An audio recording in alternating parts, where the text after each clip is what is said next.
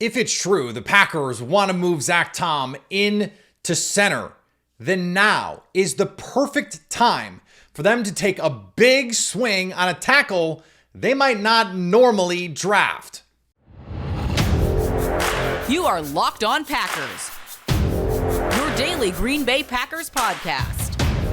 Part of the Locked On Podcast Network, your team every day.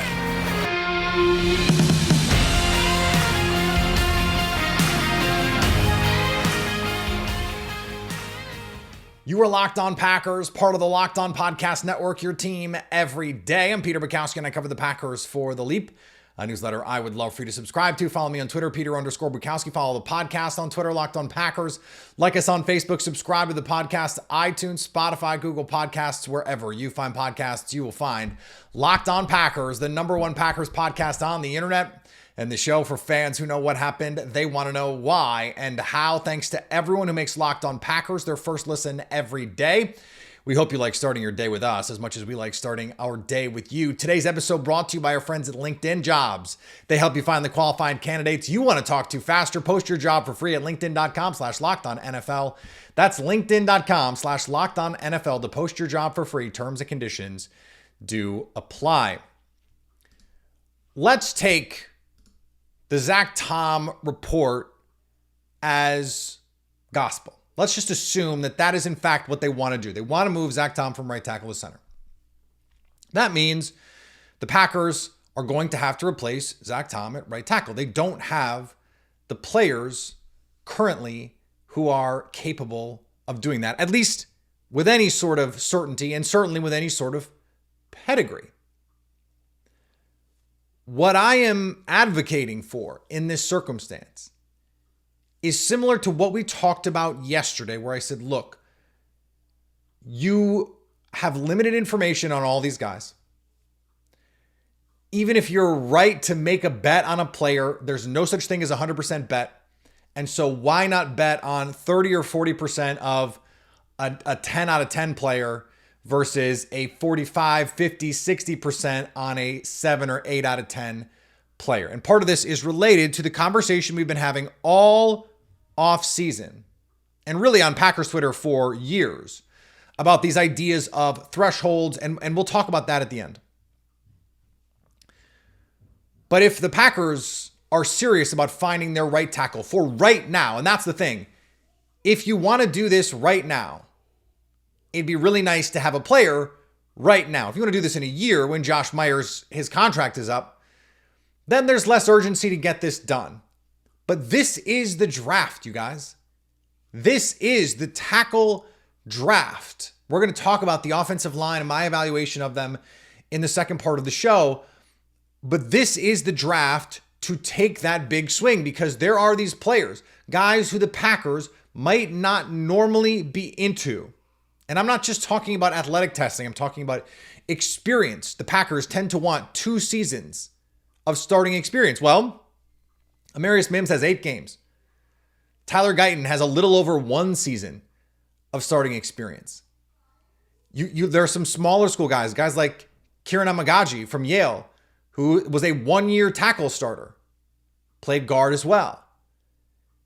They aren't the normal kind of player the Packers tend to want, but they fit things like athletic testing. All of them, by the way, at least the guys who we don't have the shuttle times and the 3-cone times on all these guys. But Jordan Morgan is another one. Maybe he's a tackle, maybe he's not. You guys know how I feel about Kingsley Su.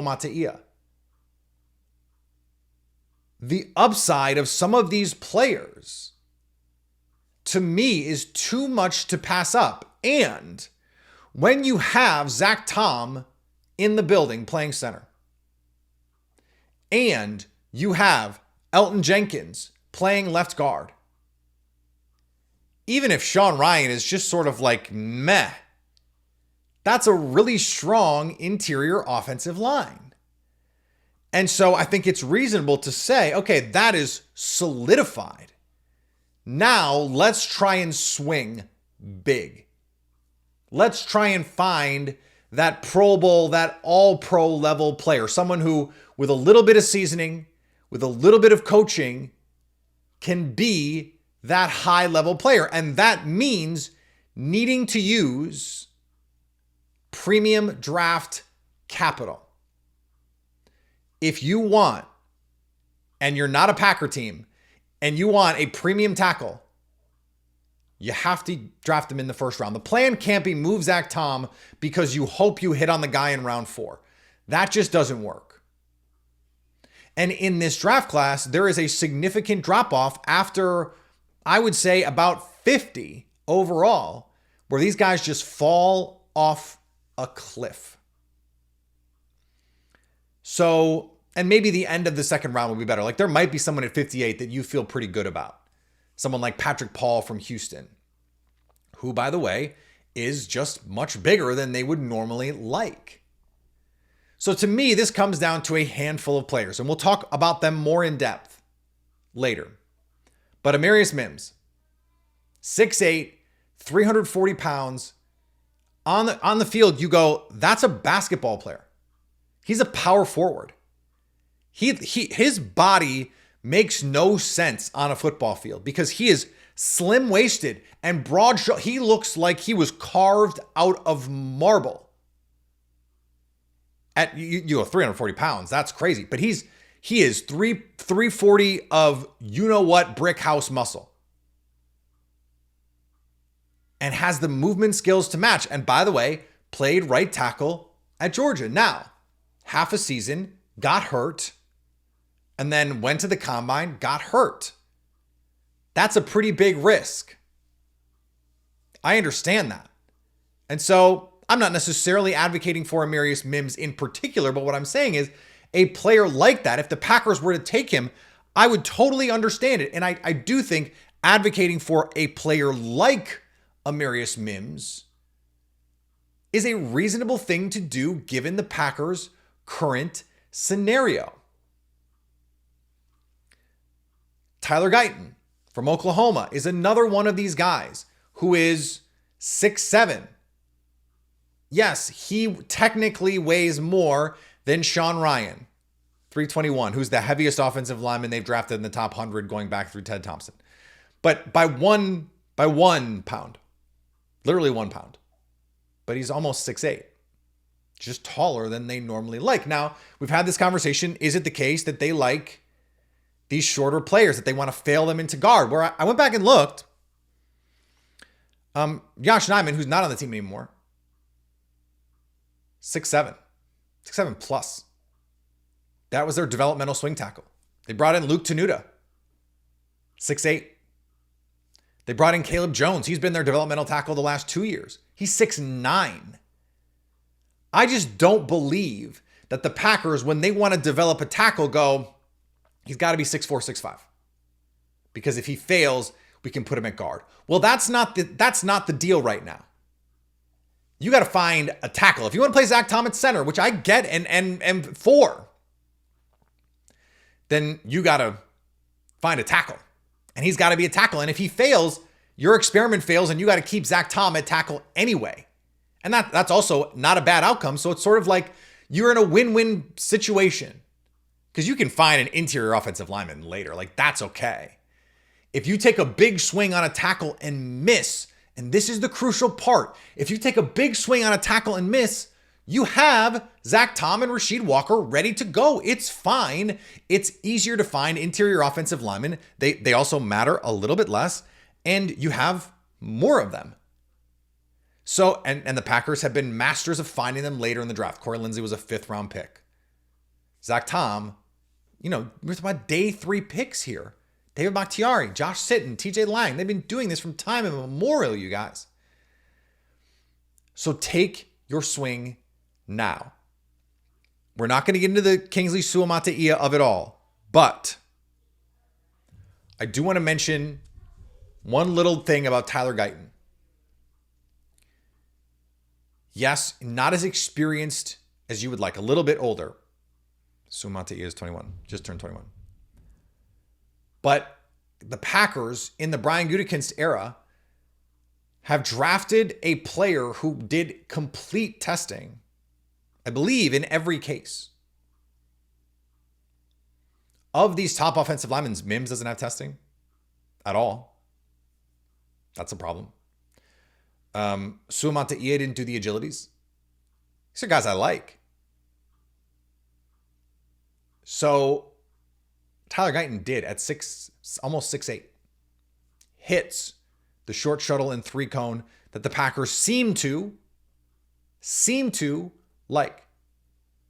If you're going to bend any of your rules, and because I'm not convinced about the height thing, if you're going to bend any of your preferences, to me, the experienced one is going to be the one to do here, because you're getting a player who gives you the full athletic certainty and at least some Power 5 experience. Played at Oklahoma, played at TCU. We're talking about a really talented kid. All the requisite length that you would want at the position. Some of these other guys, Jordan Morgan, short arms. Kingsley Su doesn't have crazy long arms, but they're not, they're not short either.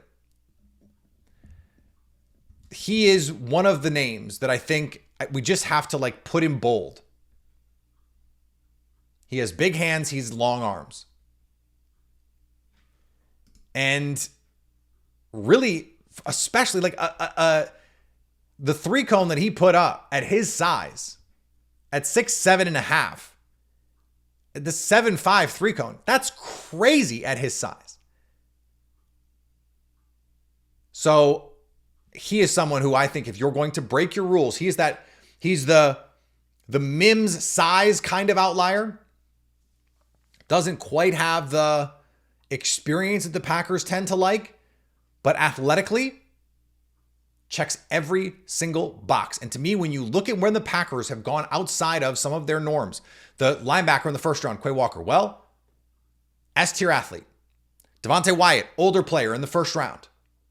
S-tier athlete, the fastest 40 by a 300-pound man at the combine ever at the time. Guyton feels like the kind of guy that he might be gone. The Cowboys might take him one spot before the Packers have the chance to draft him. But he feels like one of those guys that you're taking your swing. You're going a little bit outside of your norms. But you still check the most important boxes. Let's talk about these players that I like. The offensive line. I love this class. A ton of great players to talk about. We will do that next on Locked On Packers. When you're hiring for your small business, you want to find quality professionals that are right for the role. That's why you have to check out LinkedIn Jobs. LinkedIn Jobs has the tools to help you find the right professionals for your team faster and for free. There have been so many times when I have thought to apply to a job and went, I'm not right for this. But sometimes you just have to spam resumes. You just have to send your resume out as much as you can. I'm lucky that, that's not something I have to worry about right now. But if you're an employer, that can be a lot of stuff to sift through. LinkedIn helps you hire professionals you can't find anywhere else, even those who aren't actively searching for a new job, but might be, open to the perfect role. On LinkedIn, 86% of small businesses get a qualified candidate within 24 hours. GMs would love an 86% hit rate. Hire professionals like a professional on LinkedIn. And LinkedIn knows that small businesses are wearing so many hats and might not have the time or resources to hire. But that's why 2.5 million businesses use LinkedIn for hiring. Post your job for free at linkedin.com/lockedonnfl. That's linkedin.com/lockedonnfl to post your job for free. Terms and conditions do apply. And thanks to everyone who makes Locked On Packers their first listen every day. It's Locked On NFL Drafts Mock Draft Live on April 17th at 7 p.m. Eastern, streaming on Locked On Sports Today, their 24/7 streaming channel on YouTube, or the free Amazon Fire TV channels app. Find the ultimate 6-episode series on April 17th. That's today. 7 p.m. Eastern, tonight, to hear who the local Locked On experts are picking for every single NFL franchise. That's me. With live reactions from local college football experts and even the fantasy football angle. Will not need that for the Packers pick. That's a little hint. The Locked On NFL Mock Draft on April 17th at 7 p.m. Eastern, streaming live on Locked On Sports Today's 24/7 streaming channel on YouTube or the free Amazon Fire TV app. So as I went through these offensive linemen, I tried to tier them. The guys who are the best, the first round guys, the tweener kind of, there's some risk here guys, second round guys, the in between. There's levels to this thing. So when it comes to the tackles, let's start there. I think the Packers are going to take some tackles probably, to play tackle. So there's two guys for me who are top 10 kind of players. Joe Alt and J.C. Latham. Now, J.C. Latham didn't test, and that is a little bit problematic because he was healthy enough through the process where it's like, if you'd have tested well, you probably would have tested. So that's a little bit of a red flag, but the tape, man, I love it. It's so good. He's so good. He is so powerful. He just stops guys. Olufushanu from Penn State, first round. He's the only guy in this class, only true tackle in this class that I gave a true blue first round grade to. The weird small hand things like that, I'm not actually worried about it. 6'6", 312, absolute prototypical size and movement skills. Elite movement skills. He's one of those guys that if he falls, you just run the card in. Run the card in. Now, the group that we were just talking about, this is the late first round group for me. So that's right in the Packers range. Amarius Mims, Kingsley Su, and Tyler Guyton. Now, to me, Su is the cleanest fit. Experience. Athletic score that we have. We don't have the agility testing, but he's really good in pass protection. The Pro Football Focus numbers bear that out. The tape bears that out. He's a little less than 6'5". He's a little heavy for what they normally look for, but like we're talking about a couple pounds here.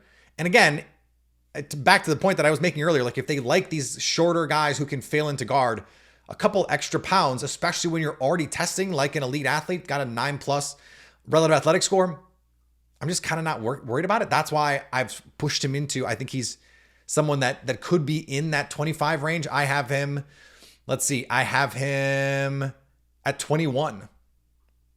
I'm at 21. Like he's worth the 25th pick all day. You don't have 32 first round grades necessarily. In fact, most drafts you've got 15 to 20. And then Tyler Guyton. Those are the three guys. If they're going to draft a first round tackle, to me, those, because I think, Tali Fuanga is going to be gone. I think Troy Fautanu is going to be gone. The Latham Alt combo, Fushanu, they're going to be gone. Now, this next group is the second round group, and that means 41. That means 58. Once you get past the first round, and really once you get past like 50, the difference between, and Field Yates and I talked about this last Friday, the difference between, middle to late second rounder and like a fifth rounder is fractional. It's tiny. So, if the Packers take someone at 41 that I had at 59, so like Edge Cooper, the linebacker, they take him at 41. I had him at like 53, 55. But he's a second round player. Now there is this question of opportunity cost, and we don't need to go down that rabbit hole, but if they take a second round player in the second round, like I'm not going to be that mad about it. And even last year when they took Jaden Reed at the end of the second, I had him as a third round player. Well, that difference is pretty small. So it's not that big of a deal. But I really like this group. I really, really like this group. And some of them are guys tackles who you could play at guard. Someone like Kieran Amagaji from Yale. Tackle, could play guard. Dominic Pooney from Kansas could play tackle, could play guard. Roger Rosengarten could play tackle, short arms, could play guard. Blake Fisher, I think he's a tackle all day. At 41, I'd double dip. Let's go. I would take Suamataia and Blake Fisher at 25 and 41 and say one of you can play tackle, one of you compete to play guard, maybe center, and we'll figure the rest out. Easy, because I think Graham Barton's going to go too soon. And then Patrick Paul is someone I like a little bit later in the draft, but not that much. I have him at 69. Nice. So like if they took him at 58, that wouldn't be that weird to me.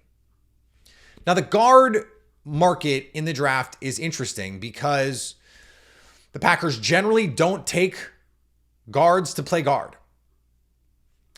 But this is also a class where you have guards who could play center. I think most of these guys are guards who could also play center, but someone like Jordan Morgan doesn't have experience doing that. So at the top, my only first round grade, this is, people are going to go like, what? But my only first round grade, Graham Barton. I love Graham Barton's tape. I think he could be David DeCastro right now. And if he falls to 25, I would understand it. It wouldn't be what I would advocate for, but I would understand it.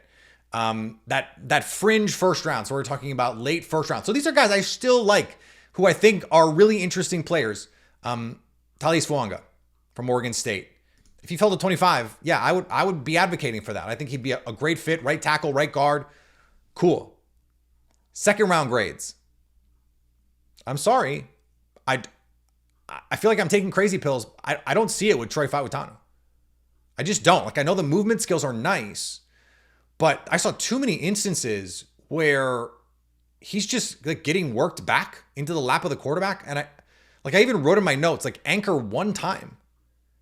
As a tackle, he's just sort of giving ground. And did he give up a sack? No, but at some point, stick your foot in the ground and battle. I want to see you fight. And I didn't see that enough. I think he's very clearly a guard. And guards have to be brawlers. Like, you have to want to take the fight to the other guy. So I kind of just don't know what to do with him. The opposite of that is Christian Hayes. That guy is a brawler. And he's short. He's not a Packers type. But I think he'd be a great right guard from the jump. Like, I think he's a really good player. If they took him, at 58, great. In fact, that is right where I have him. I have him at 58. That's bang on value. Now he's a guard to play guard. Could he play center? Maybe. And I would see. But I don't think that works. Now, Tanner Bortolini from Wisconsin, is he a guard? Is he a center? Look, I made some jokes on the X Machine about the snaps. If you're a Wisconsin Badger fan, you know what I'm talking about. Some of the snaps are not great, Bob. But it was also like the first year that they played in the shotgun, really. And he's played tackle, he's played guard. So I'm fine, and I'm fine with him at guard. I like the tape a lot more than I thought I would. I think he's a second round player. I'm surprised that is not the consensus view on him, but the Bob McGinn scouts, they believe top 55 player. Packers took him at 58. Like, if they take a guy at 25 and then a guard at 58, I'm not going to be surprised. And then Zach Zinter is another one. I really like the tape. I wish we would have gotten a full athletic profile, but I think he's a late second, early third kind of player. I really like him. I wish he had a little bit more certainty on what kind of athlete he was. That made me feel a little bit better. And then, the centers, I kind of don't care anymore because Zack Tom is going to be that dude. But to me, it's Jackson Powers Johnson and everyone else. Like, I don't see it with Zach Frazier. I think Cooper Beebe's a center. That's it. So I don't think it's that interesting. Now I want to talk about these thresholds and ideas because I know not everyone loves it. We'll finish the show there on today's Locked On Packers. We've all been there, either as a player or a fan. It's halftime and the scoreboard is not looking good. You're feeling low. Not sure you or your team can pull out a win. That's when you dig deep. You lift your head up and you say to yourself, time to get back in the game, pull off some bank heists, and take as much of my friends' money as I possibly can.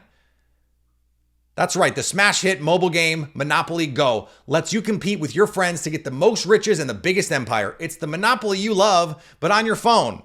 Anytime, with tons of new twists, including leaderboards to compare your progress to your buddies.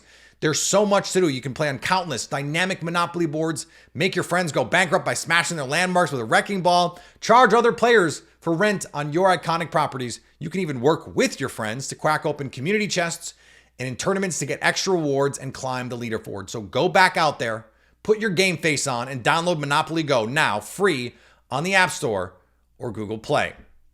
And thanks to everyone who makes Locked On Packers their first listen every day. Locked On has launched the first ever national sports 24/7 streaming channel on YouTube. And now it's also available on Amazon Fire TV in the free Fire TV channel's app. Locked On Sports Today is here for you 24/7, covering the top sports stories of the day with the local experts of Locked On, plus our national show covering every league.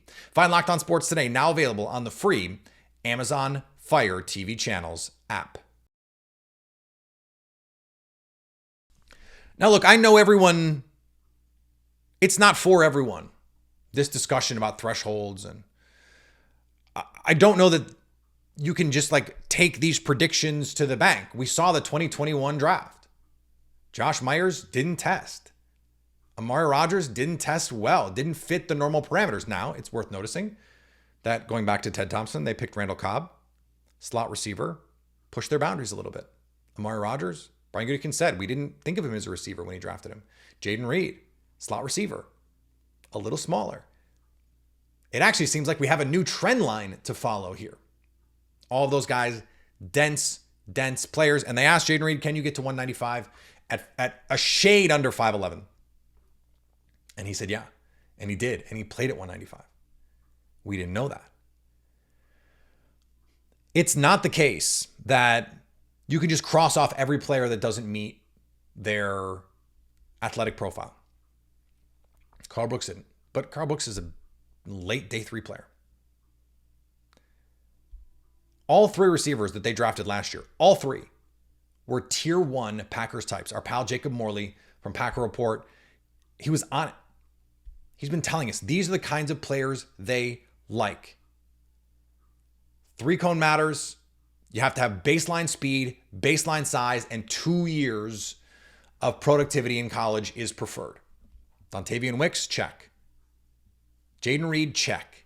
Grant Dubose, check. Go back to last year. Romeo Doubs, check. I was screaming on this show, Romeo Doubs, Romeo Doubs, Romeo Doubs. If you don't go Chris Olave in the first round, Romeo Doubs. And I said second, third round because I thought he was a really good prospect. I can't believe he fell to the 4th round. I was saying Christian Watson is a Packers type, has AJ Green level upside. Zack Tom was an obvious Packers type. I was on this show advocating for Sean Ryan. It hasn't worked out great, but that was someone where I was like, he's a Packers type. He fits the mold of what they're looking for. We have really good data, and it is a credit to all of the people who so diligently cover this team. The people at Acme Packing Company, guys like Justice Mosqueda and Tyler Brook and my buddy Tex Western, all these guys, Paul Noonan, who follow this stuff meticulously. The guys over at Packer Report. I said Jake Morley, Ross Uglum, Andy Herman, Jacob Westendorf. There's Derek Carraher. I'm going to forget people and I'm sorry. And then, of course, what we do at The Leap, Jason and myself. We follow this stuff. Zach Cruz talked about this at Packers Wire and Paul Bradle. And there's it's not the mainstream guys. Because a lot of them act like football is this unknowable thing and we couldn't possibly learn anything on our own by just trying to study the game or do research or talk to people or watch tape. That would be anathema. Can't do that. How could we ever? We are but lowly scribes. It is a credit to them that we have such a good idea of what this is. We basically bar for bar predicted the 2022 draft. 2023, pretty much bar for bar. Multiple tight ends. We talked about this, that the whole freaking run up to the draft. This is what they're going to do because this is what Brian Gutekunst always does. These are the receivers they're probably going to draft. We did it. We cracked the code. And that's not a problem for the Packers because these players have been good. And it's okay if you don't want to engage with it. It's okay if you don't think that the Packers use relative athletic score. They probably don't. I'm sure there are plenty of conversations in the Packers war room that end with close enough. I'm sure that's true. But Brian Gutekunst has talked on the record about the models that they use and the fact that they use models to put together the ideal profile for what these players are. It's just, to our conversation yesterday, it adds to the risk profile when you go outside those models. And the Packers have proven it. When they go outside of their general preferences, they miss more often. If anything, the answer is stick to those more. But again, I understand anyone that says, I don't like this conversation. We don't know anything. We think we know some things, and I don't want to engage with it. That's fine. That's fine. I'm saying I think we know more and can predict more than you realize. But if you don't want to engage with it, that's totally your right. I'm not going to make you. I'm going to keep talking about it, but I'm not going to make you engage with it. I'm not going to put the AirPod in your ear and hit play and like stand there like it's Clockwork Orange. But I want to give credit to the people who have been doing the research, who have been putting in the work. And people like us, because I'm a part of that group, we do it for you. We do it for us too, because it helps us be predictive and it helps us make sure that we're studying the right players. And like I watched Dontavian Wicks last year because Jake Morley said, hey man, keep an eye on this kid. I know that he didn't have a great last year, but all the pieces are there for him to be a Packer on day 3. And he was right. And I watched him because he said that. I watched Grant Dubose because he was like, hey man, this is a Packers type. I was like, this a Charlotte receiver? What are you talking about? He's a Packers type. And guess what? I know it was a 7th round pick, but they drafted him. And I had watched him. I had an opinion on him. I really liked him because of these models. That carries over because then that means that my audience knows who he is because we talked about him in the pre-draft. And ultimately our goal here and our goal at The Leap, and I think the goal of any of these publications, especially the blogs, the non-traditional media, is to make you feel closer to your team because you know more about your team. My goal every day is to make you feel closer and more connected to your team, that you feel more knowledgeable today than you did yesterday, that you feel closer today to the Green Bay Packers than you did yesterday. That's the goal. And so that means if all of this threshold talk bores you, I'm not going to be offended. Turn it off. Listen to the next episode. We'll be doing something else tomorrow. We did something else yesterday. Well, we did and we didn't. We've got Eric Crocker, our pal, by popular demand to talk Jeff Hafley's defense. Eric Crocker, of course, Locked On 49ers host, former professional defensive back himself. So talking about this corner class and Jeff Hafley and what that scheme looks like, what we can try and take as we project what corners they might be looking for. That's coming up, a lot more coming up here on Locked On Packers. Follow me on Twitter, Peter_Bukowski. Follow the podcast on Twitter, Locked On Packers. Like us on Facebook. Subscribe anywhere you get podcasts and go follow us on the social medias at Locked On Packers on the X, at Locked On Packers on Instagram, at Locked On Packers on TikTok. Subscribe over on our YouTube page so you can stay Locked On Packers.